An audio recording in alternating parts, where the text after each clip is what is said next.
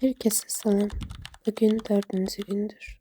Ama səhəri heç də gözlədiyim enerjide aça bilmədim.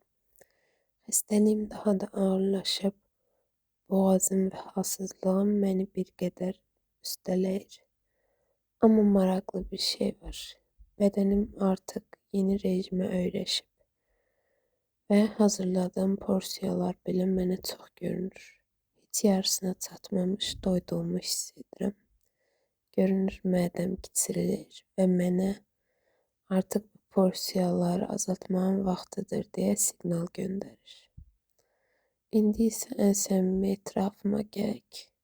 Bugün içimdə bir yemək atağı ilə mübarizə apardım. Evdə dünəndən qalan menyumun tamamilə kənarında olan bol mayonezli bir makaron var idi. Nədənsə beynim mənə onu yeməyə şərtləndirdi. Sanki o makaronu yeməsəm sakitləşməyəcəkdim. Amma nəticə cəmi 2 tikə yeyə bildim. O 2 tikədən sonra mədəm sanki bir divar çəkdi. Qəbul etmədi.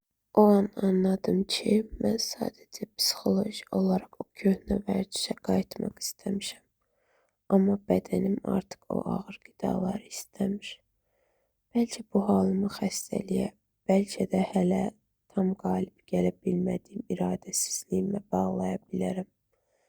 Amma özümü qınamıram. Bu bir yolculuqdur, enişlər, yoxuşlar qaçınılmazdır. Əsas odur ki, o 2 tikədən sonra dayana bildim və yenidən detoksa, sağlam qidalanmaya qayıtdım. Xəstəlik məni yorsa da hədəfim hələ də oradadır və mən dayanmayacağam. Səhvlərimlə, doğrularımla il sonunu sağlam qidalanaraq tamamlayacağım. Məni izləməyə davam edin. Dəstəyiniz mənim üçün çox önəmlidir.